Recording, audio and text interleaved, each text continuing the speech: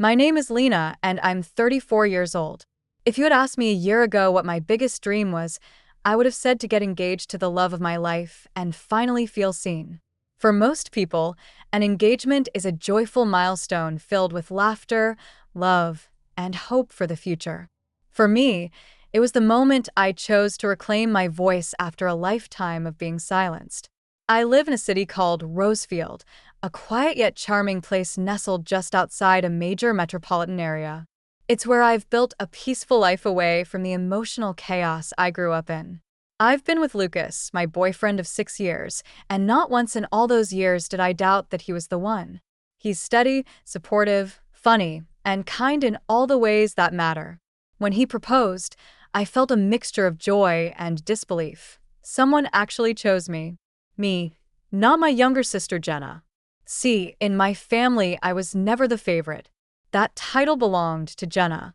From the day she was born, she's 5 years younger than me, and for as long as I can remember, our parents, especially my mother Linda, have treated her like royalty. My father, Mark, was always just a quiet shadow in the background, never standing up for me or questioning my mother's blatant favoritism. Growing up, I used to wonder what I did wrong. On my 21st birthday, my parents forgot to even wish me until my grandma called to remind them. They rushed to the store, grabbed a cake that was half frozen, and handed me a $15 gift card like it was some heartfelt gesture. Just a few months earlier, they had thrown a 6-day celebration for Jenna's 18th birthday, complete with catering, a DJ, a professional photographer, and personalized decor. I pretended it didn't hurt. I got good at pretending. So, when Lucas and I started planning our engagement party, I told myself this time would be different. We were doing this for us. We spent months picking the perfect venue, choosing elegant colors, finalizing the guest list, and carefully organizing every detail so it would feel just right. I was finally going to have a moment that was about me, not Jenna, not anyone else, just me and the person I loved. For the first time in years, I allowed myself to feel excited, to feel like I mattered. And just 5 weeks before the big day, everything started to unravel. It was a Tuesday afternoon. I had just finished reviewing the seating chart for the party and was about to call the florist when my phone rang. I smiled when I saw the caller ID. It was my mom. A part of me, the part that still longed for her approval, thought maybe she was finally calling to say she was proud of me. Maybe she wanted to talk about her outfit or offer to help with the arrangements. I picked up, hopeful. "Hi, Mom." Her voice was sharp and cold. "Lena, cancel the engagement party." I blinked for a second. I thought I'd misheard her. "What?" "You heard me," she said firmly. "Cancel it. We're throwing a party for Jenna instead." My stomach sank. "What are you talking about? Jenna just got a major promotion. We're celebrating it on the same day as your engagement party. Everyone will be coming to her event." I couldn't believe what I was hearing. My mind struggled to catch up. "Mom, I've been planning this for months. Invitations have gone out, the venue is booked, the food." "You're being selfish," she cut in. "This is a big moment for your sister. It's a career milestone. It means something. And my engagement doesn't." I said, my voice rising despite myself. "This is a once-in-a-lifetime moment for me." She sighed like I was exhausting her. "It's just a party, Lena. You can move it. Reschedule. No one will mind." "No," I said, trying to stay calm. "I'm not canceling it. Not for anyone. Especially not for Jenna's promotion." There was a long silence. Then her voice dropped into something colder. "You always make things difficult." And with that, she hung up. I stared at my phone in disbelief. I sat there frozen while the words replayed in my head. Cancel the engagement party. We're throwing a party for Jenna instead. I wanted to cry, but I didn't. Instead, I felt something else, fury. This wasn't just about a party. This was about everything. Every time I had come second. Every time Jenna had been treated like a princess, and I was the leftover. When Lucas got home that evening, he found me sitting on the couch, still holding my phone like it might ring again. "Lena, what's going on?"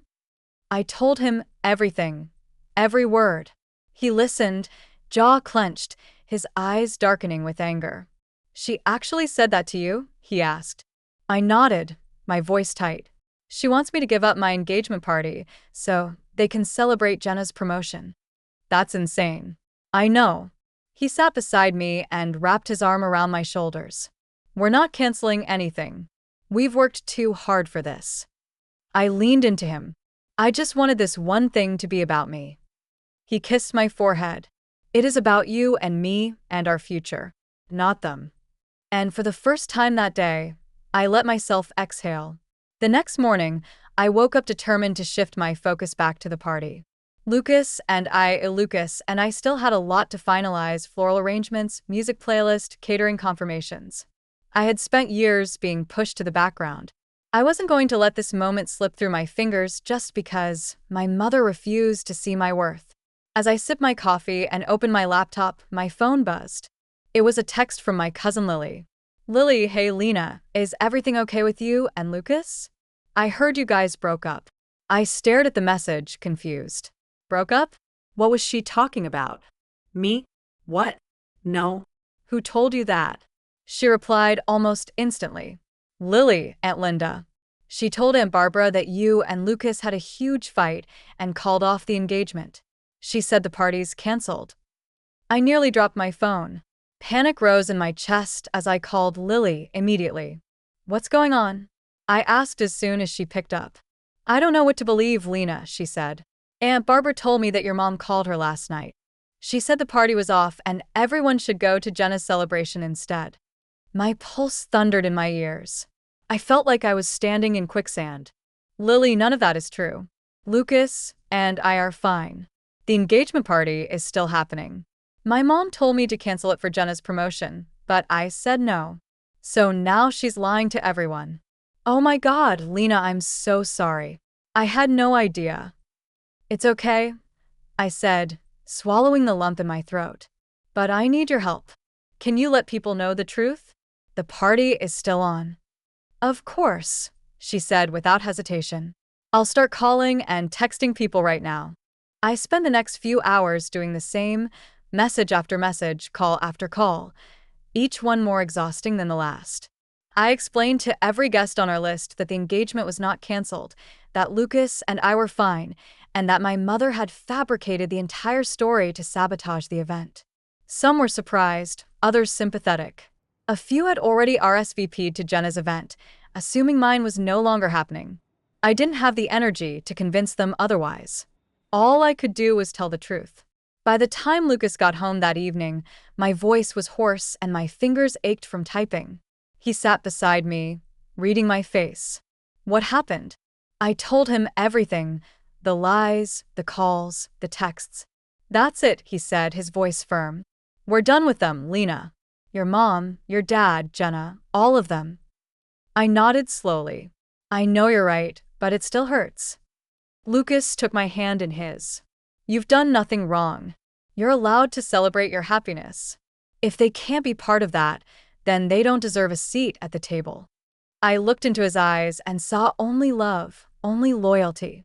That night, we posted a public message on social media to all our friends and family, clarifying the confusion. I wrote, to everyone who received mixed information, our engagement party is still happening as planned. Lucas and I are very much together and excited to celebrate with those who truly support us. We look forward to seeing you there. It was direct, polite, but it carried a quiet strength I hadn't known I possessed until now. As I lay in bed that night staring at the ceiling, I felt tired, not just physically, but emotionally. My own mother had tried to ruin my engagement, and yet I wasn't going to let her succeed. Not this time. The next day, I decided to visit my Aunt Barbara in person. I couldn't ignore the sinking feeling in my chest that told me more lies had been spread, and I needed to face them. Aunt Barbara had always been warm to me growing up, and I truly believed she'd want to hear my side of the story. I also wanted to make sure she and her daughter, my cousin Maya, knew that the engagement party was still happening. As I approached the front porch of their home, I could already hear voices from the living room window. I paused just before knocking. I can't believe Lena would do something like this, Aunt Barbara was saying. Her voice sounded disappointed. Canceling her own engagement party just to spite Jenna? It's childish. My stomach twisted right then. Maya chimed in. Jenna works so hard. She deserved her promotion. It's not her fault Lena's always bitter about being. In the background, I froze. So this was what they thought of me. Before I could second guess myself, I stepped inside and cleared my throat. They both turned, startled. Is that really what you think of me? I asked, keeping my voice steady, even though my heart was pounding. Aunt Barbara quickly stood up, her expression shifting to discomfort. Lena, sweetie, we didn't hear you coming. Obviously, I replied coolly. I came to personally invite you to my engagement party, but it sounds like you've already made up your mind about me. Maya, at least, had the decency to look embarrassed. We didn't mean it like that. Save it, I said, my tone sharp but calm. Tell me exactly what my mother told you. For the next hour, I listened as they laid out the twisted story Linda had spun. According to her, I had flown into a jealous rage when I heard about Jenna's promotion. I'd allegedly demanded that the celebration be canceled, and when Jenna refused, I supposedly canceled my engagement out of spite, saying I'd rather stay single than share my spotlight. It was a cruel and calculated lie, crafted perfectly to make me look ungrateful, dramatic, and selfish. None of that is true, I said, my voice trembling now, not from fear but from years of pent-up emotion. She called me and demanded I cancel my party. When I said no, she made up this story and spread it to everyone. Barbara and Maya exchanged guilty glances. For the first time, they looked like they truly believed me. I'm sorry, Lena, Aunt Barbara said sincerely. We should have come to you first. We shouldn't have assumed.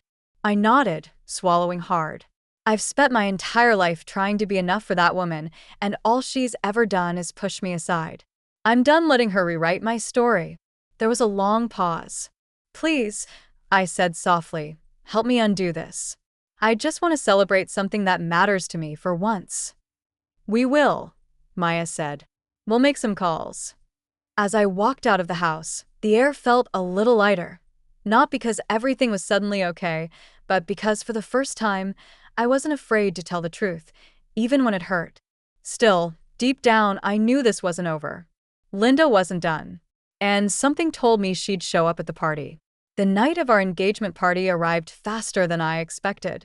Lucas and I had worked so hard to repair the damage my mother had caused.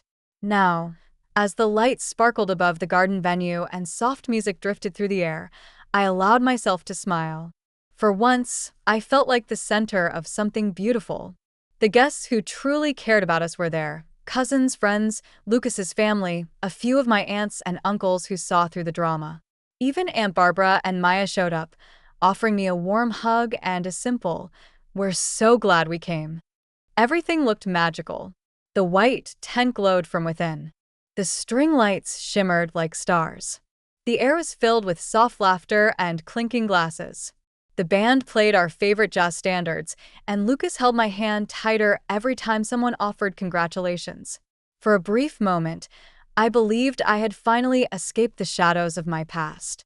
And then I saw them, standing at the edge of the crowd, arms crossed and expressions cold, were my parents, Linda and Mark. I hadn't invited them. I hadn't even told them the final time and location. But there they were, storm clouds in the middle of a perfect sky. Lucas stepped forward, protective. Do you want me to ask them to leave? I shook my head. Let's see what they do. Linda didn't wait long. She marched toward me, her heels echoing sharply across the patio. The music faltered slightly as people turned to watch. You really went through with this? She snapped, loud enough for half the room to hear. I looked her straight in the eyes. Yes, I did. I told you to cancel this party, she screamed. But no, you just had to make a scene. You humiliated your sister. You embarrassed this family. Linda, that's enough, Lucas said, stepping in between us. No, she shouted, pushing past him. I'm her mother, and she refuses to listen. Guests gasped. People started whispering. I tried to keep calm, but my voice was shaking. This is my engagement, Mom. Mine. Not Jenna's. Not yours. I should have known you'd ruin everything, she shouted. And then she did it. In one sudden motion, Linda lunged toward the small platform where speeches had been made earlier and grabbed the microphone stand, a heavy black metal frame. "Mom, don't," I said, taking a step back. But it was too late. In a blinding moment of rage, she swung the mic stand hard across my shoulder and the side of my head. The metal cracked against my skull with a sickening thud. The crowd screamed. My knees buckled, and I collapsed to the ground. Everything blurred. I heard someone yell, "Call 911," and then Lucas shouting my name. Blood ran down the side of my face as I tried to lift my head. My vision swam with light and shadows. I could hear Lily's voice trembling on the phone with emergency services, her words quick and panicked. Within minutes, flashing red and blue lights lit up the venue. The police arrived with paramedics right behind them. Guests moved aside as officers ran in, separating Linda from the chaos. Lucas was kneeling beside me, holding a cloth to my wound, his face pale with fear. "She hit her with a mic stand," someone told the police. "On the head." Unprovoked. The officer didn't wait. Linda was handcuffed on the spot, her mouth still running, her voice now frantic. "I didn't mean she provoked me. This is all a misunderstanding." But no one believed her. I was lifted onto a stretcher, my body aching and my heart hollow as they wheeled me toward the ambulance. I caught one last glimpse of my mother sitting in the back of a police car, her face twisted in rage and disbelief.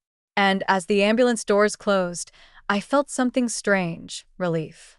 For the first time in my life, someone had held her accountable. The ride to the hospital was a blur. The lights above me and the ambulance were too bright, the siren too loud.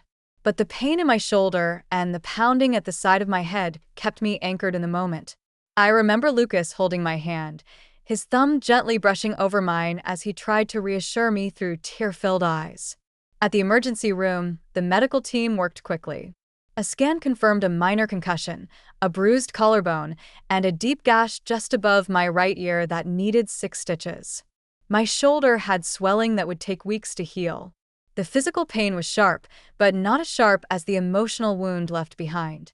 Lucas never left my side. Over the next few days, I remained under observation. I replayed the scene at the engagement party in my mind over and over again. My mother's scream, the shock in the guests' eyes, the cold metal slamming into my head. It wasn't just an outburst. It was an attack, plain and simple. I had spent my entire life swallowing my mother's emotional abuse, but now she had crossed a line no one could ignore. On the 4th morning, I sat upright in my hospital bed and looked at Lucas. "I want to press charges." He nodded immediately. "You don't have to do this alone. I'll be with you every step of the way." With his help and the support of Lily, who had witnessed everything, I contacted a lawyer and filed a formal complaint with the local police department. My mother was already in custody for felony assault with a weapon, but I wanted to ensure she faced legal consequences that matched the trauma she caused. The case moved quickly, partially because the attack had happened in front of nearly 50 witnesses, many of whom were willing to testify. Surveillance footage from the venue clearly showed the assault, from the moment Linda grabbed the microphone stand to the moment I hit the ground. My lawyer, a sharp and empathetic woman named Rachel Sanders, walked me through the entire process. "You don't have to feel guilty for seeking justice," she told me. "What she did was criminal, and the law is on your side." In court, I sat in the witness box staring directly at the woman who gave birth to me. She wouldn't meet my eyes. I told the truth, not just about the attack, but about the years of neglect, favoritism, manipulation, and the emotional damage I had endured. I spoke clearly, my voice steady despite the pain. I didn't cry. I didn't yell. I just let the truth stand on its own. When it was over, the judge ruled swiftly. Linda was found guilty of aggravated assault and sentenced to 18 months in state prison, followed by mandatory anger management therapy and a restraining order preventing her from contacting me for 5 years. I felt a wave of emotions, relief, sadness, even grief, but most of all, I felt strong. I had stood up to the person who had hurt me the most. I had finally broken the cycle. After the trial, something shifted inside me. For the first time in my life, I wasn't afraid of disappointing anyone. I didn't have to tiptoe around feelings or make myself smaller so others could shine. I had stood up, told my truth, and watched justice take its course. But healing wasn't instant. I spent a few weeks recovering physically at home with Lucas, who took care of everything: meals, medicine, even gentle shoulder massages to ease the pain. His presence was calm and reassuring, a reminder that I was safe, that I was loved despite everything. There were quiet moments when the grief crept in. Grief not for what happened, but for what I had always wanted and never received: a mother's unconditional love. But slowly, I stopped waiting for apologies that would never come. I stopped trying to fit into a family that never saw me. Instead, I focused on what I could control: my future. I started seeing a therapist, someone who helped me work through the years of emotional neglect and taught me how to set boundaries that honored my well-being. For the first time, I didn't feel broken. I felt free. Lucas's family became my second home. His mother would call just to check on me. His sister dropped by with soup and silly gossip. They never treated me like I was damaged. They just made space for me without conditions. It was a kind of love I had never known before. I also began volunteering at a local women's support center, offering time to those recovering from domestic or emotional abuse. Sharing my story didn't just help others, it helped me. It reminded me of how far I had come. Lucas and I still had a wedding to plan. This time, I wasn't doing it to prove anything to anyone. I wasn't seeking approval, attention, or praise. I was creating a day that would celebrate love, truth, and the strength it takes to rise after being torn down. One evening, as we sat on the porch watching the sunset, Lucas reached over and gently squeezed my hand. "I'm proud of you," he said. "You didn't just survive, you rebuilt." I smiled. I'm not done rebuilding yet. The weeks passed quickly, and before I knew it, we were just days away from our wedding.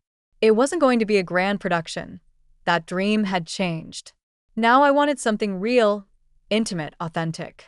We chose a small vineyard just outside Rosefield, surrounded by rolling hills and golden light. It felt like the kind of place where healing could bloom. Our guest list was carefully chosen, people who had stood by us, who had shown love without conditions.